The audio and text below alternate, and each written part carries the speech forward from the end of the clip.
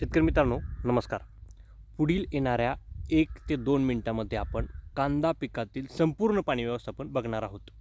मित्रांनो, तत्पूर्वी हा माझा घरचा प्लॉट आहे. त्या प्लॉटवरची प्रॅक्टिसेस असतील किंवा पाणी कसं दिलं हे आपण जाणून घेऊ. चला तर करूया सुरुवात. मित्रांनो, साधारणपणे जर व्यवस्थित बघितलं तर हा प्लॉट आपला एक 2 महिन्याच्या आसपासचा प्लॉट झालेला आहे. एक 60 दिवस किंवा 50 ते 60 दिवसाच्या आसपासचा प्लॉट झालेला आहे. पहिलं पाणी नियोजन आपण साधारणपणे 21 दिवसाच्या आसपास पहिलं पाणी दिलं. डायरेक्ट तणनाशक मारलं, तणनाशक मारून दिल्यानंतर पहिलं पाणी केलं. बरोबर. ज्यावेळेस आपण कांदा पिकाची प्लॅनिंग करतो आहे तर डोक्यामध्ये पहिली गोष्ट अशी ठेवा की आपल्या जमिनीची गरज कशी आहे पाण्याची त्यानंतरच पाणी द्या.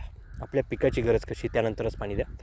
पाणी नियोजन करत असताना लक्षात घ्या, जर तुम्हाला तुमची जमीन एकदम काळवट आहे, लवकर ओलवा सोडत नाही आहे, तर अशा ठिकाणी पाणी नियोजन करत असताना तुम्हाला कमीत कमी 8-15 दिवसाच्या इंटरवलने पाणी देणं गरजेचं आहे. 8 ते 15 दिवसाच्या अंतराने पाणी देणं गरजेचं आहे. पहिलं पाणी मी सांगितलं 21 दिवसांनी. दुसरं पाणी तुम्हाला देत असताना लक्षात घ्या, जर थंडी जास्त पडत असेल, थंडीचा कालखंड असेल, तर तिथेसुद्धा तुम्हाला पाणी ड्युरेशन वाढवायचं आहे.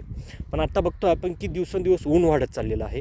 असं जर ऊन वाढत असेल आणि माती जर लवकर कोरडी होऊन जात असेल तर किमान 8 दिवसाच्या अंतराने मातीमध्ये हात घालून बघायचा आहे. पहिली अशा स्वरूपात आता आपण कालच पाणी दिलेलं आहे प्लॉटला.